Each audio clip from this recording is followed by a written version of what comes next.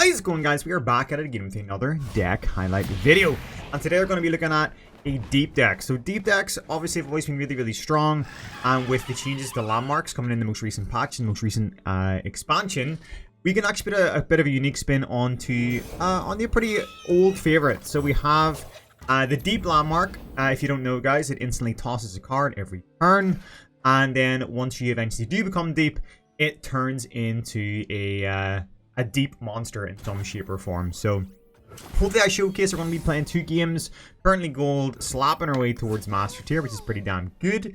And I'm having a lot of success with this deck. I've played it maybe about 5 games now. I've won 4 out of 5.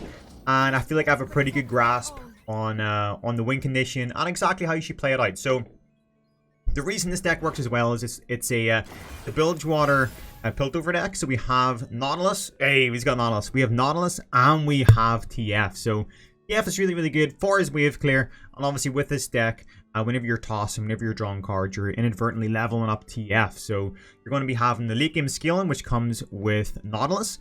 And you're having the early game aggression, good wave clear, and draw potential, which comes with a Twisted Fate. So it's a combination of a Twisted Fate deck, a deep deck, but the landmark is the heart of the deck. So it is the heart of the cards, guys. The landmark is fantastic. Also, you can play as many landmarks as you want. You can potentially play 1 Slaughter Dock. You can play 2 Slaughter Docks. It does not matter, guys. All that matters is that you get deep as fast as you can. So, guys, remember, if you do enjoy the video, slap a like on it. It really does help me out. And if you're new here, subscribe and help me hit 6k subs by 6k subs by maybe next week. That'll be kind of sick. So, right, so we have 2 TFs. It's pretty damn good. So we can use one. We can kind of inadvertently force them to focus TF, because obviously TF is always a strong win condition. So we can either drop him and then potentially get our red card wave clear, or we can drop him and then stop Fiora with his stun. So I don't really want to play him this turn. What I potentially want to do is I'm thinking I'm actually going to go red card twice. If I'm able to go red card twice, I will completely decimate their entire field. So we got 3 TFs. Okay, this is GG, boys. This is GG. I'm hoping that it's GG. So we have 3 TFs. We can potentially play. Obviously, remember, TF is still a 4-cost card, so he is quite a beefy cost card for being a 2/2. But what he lacks in health and aggression, boys, he makes up in his spicy cards. Okay. Going red. Fiora is probably going to try and kill TF this round, which we know. We know. He's going to spend all of his resources trying to kill TF. But remember, I'm kind of doing like a bait and switch. Like, he thinks he needs to focus around TF, okay? But TF isn't the win condition, boys. TF isn't the win condition. Deep is the win condition. TF is a helping hand to help me get deep.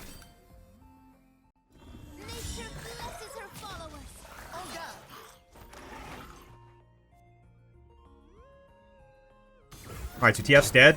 I want TF to die so I can play another TF. I'm going to pass this turn.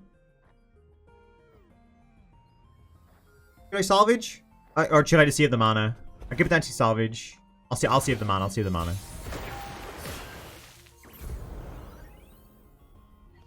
So you get deep really fast because you draw a card, and you also toss a card with the landmark as well. So it's 2 a turn, not obviously considering any kind of draw potential which comes with any of the discard cards. This is pretty huge for me. Who says I don't share? Boom, his entire field is gone.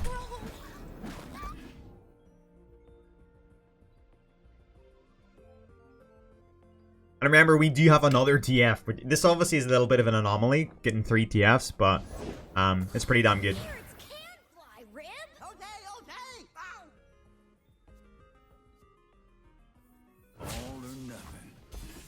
All or nothing.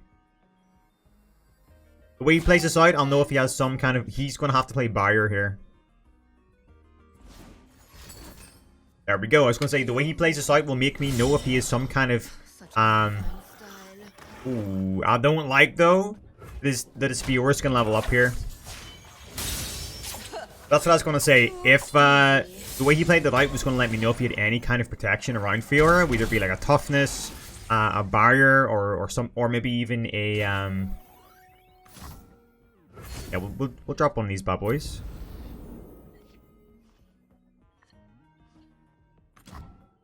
Two Nautiluses? Okay. You got 2 Nautiluses, not bad, not bad.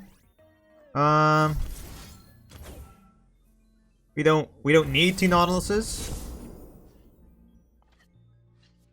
Right, so I'm actually feeling pretty good about this because I can obliterate Fiora, okay? So a deep deck actually is pretty good against a Fiora deck for the pure fact that I can obliterate her. So I can just play Devourer of the Depths and then just smash Fiora now for the pure fact she's 4-3. Hopefully he doesn't heal her in any shape or form because then the obliteration disappears. But we'll see.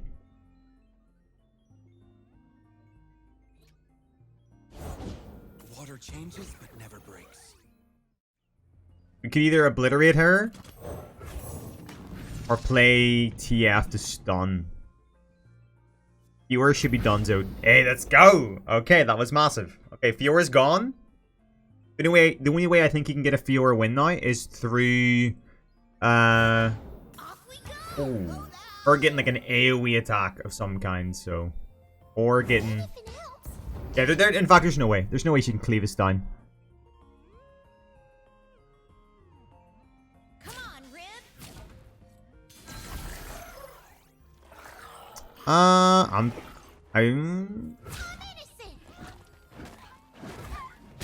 What form will the waters take? not a big deal. Alright. So, the way we're going to play this out is we are going to hopefully completely oh, we got deep as well, so we're going to completely decimate his entire field with a TF at any given moment. But I feel like we maybe don't need to anymore, but if we really wanted to, we can drop a TF and just completely clear the field. But hopefully you guys can see how strong this landmark is. Deep decks have always been a little bit of a struggle to get to the late game, especially due to the nature of some of the meta decks over the last little bit. But I feel like this landmark, Slaughter Dogs, just completely just changed everything. Completely changed everything.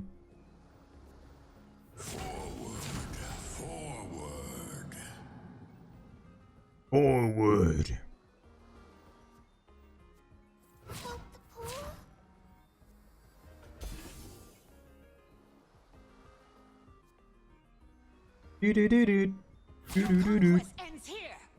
So also you'll see at the end of this turn, the landmark's going to turn into a random sea monster. Okay, so a random deep sea monster. It could be something fantastic, or it could be something really, really lackluster, but still. It's only a 3-cost card. If you get anything even better than that, it's a plus. Duh. Why, hello there. Why, hello there. A gift from the river folk. Waters are still. Boom. Alright. Looking good. Feeling good, boys. And guys, the link to this deck's in the description. As always, all my decks are in the description. We're just sitting there waiting for you guys to use and abuse them. There we go. Ah, dude, he turned in the... That's not bad. I guess it's not bad. It's still a 7-7 unit. But, yeah, I was hoping for something spicy.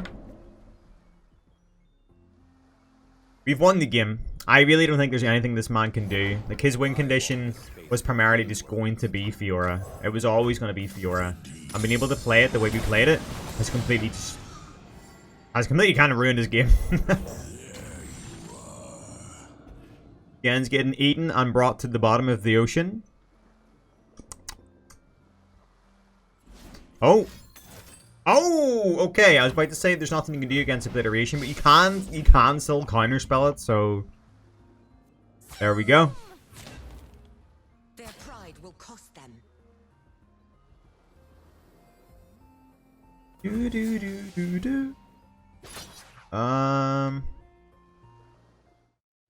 I am just going to block with I was going to block with Nautilus, and this man's done. We've won the game, guys. Like, we're gonna block. We'll block with Nautilus. We don't even need to. Block with Nautilus. We'll drop our. Oh damn, son. We'll block with Nautilus. We'll drop our remaining sea monsters, and this man's just done. There's nothing he can do. Beautiful.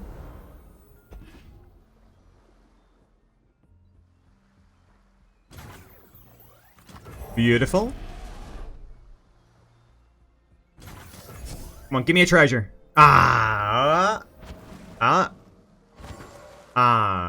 I was waiting for a lovely treasure.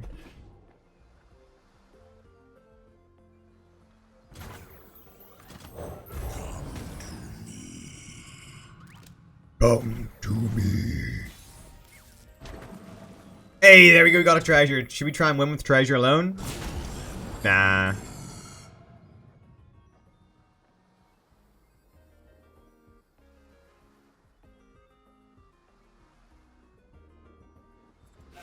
There we go. Alright, we'll play another one, boys. We'll play another one. Deep decks are actually really, really fun. They used to be really, really boring, but I feel like if you get the right mix of a deck, it's really, really, really fun. So, on to the next one. Currently gold. I guarantee I will be platinum. I hope I'm platinum by the next video. If I'm not, berate me in the comments, guys. But on to the next one. Alright, so this game we're playing against a Shadow Owls deck. So they actually are a lot easier to play against, in my opinion, than a Demacian or an Ionian deck. It's because obviously the nature of Demacian and Ionian decks having recalls and so on, where Shadow Owls is primarily based on just kind of healing themselves up, and we're not really about the damage early game. We're about the damage late game. So I feel like if we can kind of stay afloat, like with our 1/1s and so on, we should do okay. We should do okay. Like, this shouldn't give you a lot of nightmares to play against. But we'll see. That's easier said than done.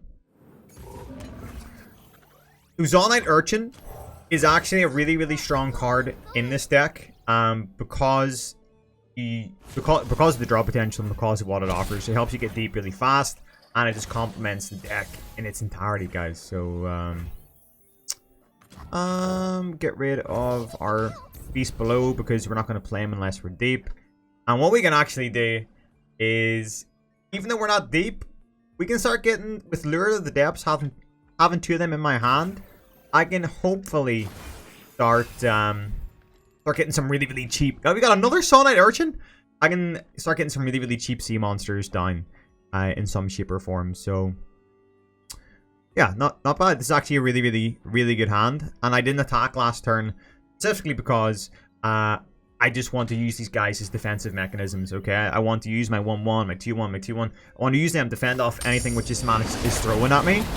I'm not going to be here to do the damage, so.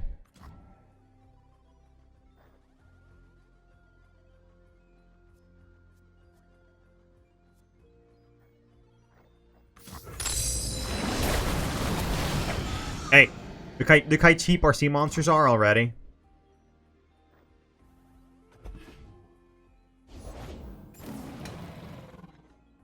There, like I was saying, he's playing a Shadow Owls deck primarily based on regen. His 1/4 has regen, his 3/2 has regen. I don't care.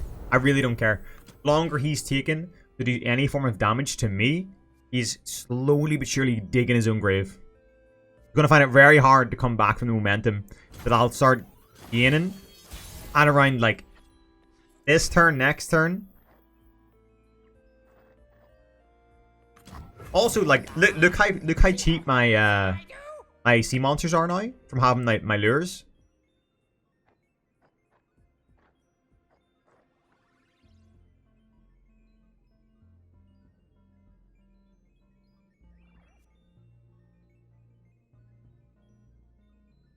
Dude.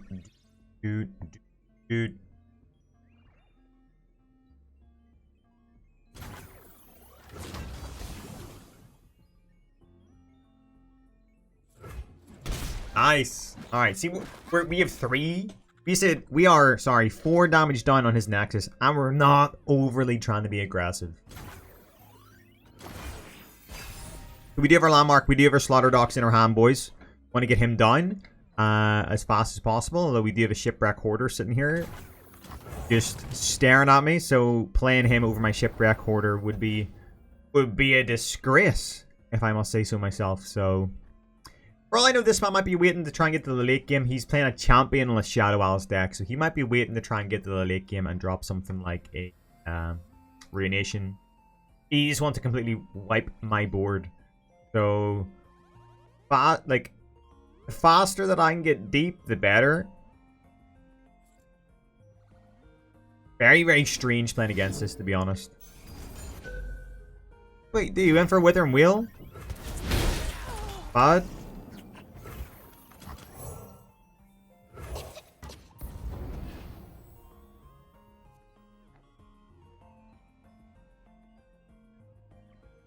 We're gonna get deep so fast. We're 2 away from deep. We're 2. I actually really don't need to play my landmark. We're 2 away from deep. If I play my Dredgers, I'm got another 2. Got another 2. Break Dredgers. We're instantly deep. Hey. All right. Okay. Last game. I wanted to try and win by treasure. I want to try and play that treasure this game. I haven't played it, but I want to try and win by treasure. So. Not bad, not bad. Living dead, no matter. Oh, that's right. He has 7 health. I thought it was equal to. Probably better not playing our Devourer. I'm really interested to see what my landmark turns into. So this would be fun. We're also going to do 6 damage unless he... Yeah, we're going to do 6 damage here. Boom! And we got our boy TF just in case we need any kind of stun. Alright, here's hoping for some good freaking landmark monsters to just fly out of the freaking ocean. Here we go. Not bad. Not a bad one. And number 2. Oh, okay. Okay. That's how we do it, boys. Not bad at all. Okay, and we can drop Nautilus. On top, we can just swap out our 1/1 and play Nautilus. And then it's just going to get even spicier. It's huge. One life in exchange for another. Oh, okay. This is something I actually want to try. Obliteration counts as a spell. I'm going to try it this turn. I don't care. Actually, no. I know what we're going to do.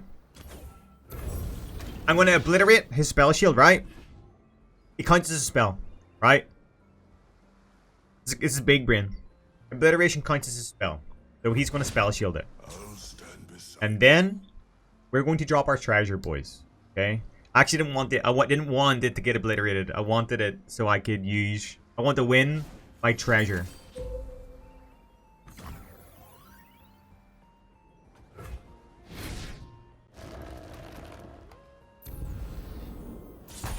Here we go. Now we can play Keelbreaker. And we're just going to kill everything on the field. Here we go. And then we're just going to attack next turn and win.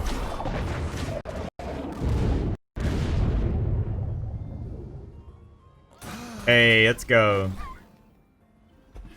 I surrendered! Damn it! Guys, if you enjoyed the video, please slap a like on it. It really does help me out. And if you're new here, subscribe. Help me hit 6k subs by the end of the weekend. And 10k subs by 2021. I would be honored. I would be honored if you became part of the community and followed me on Twitch and Twitter and so on and so forth. But until next time, bro, take it easy. Peace out and good luck on the Rift. Coming waves across the shore. Oh, maybe you could fly my kite, babe. Maybe you could fly my kite, babe. I can hear your laughter coming.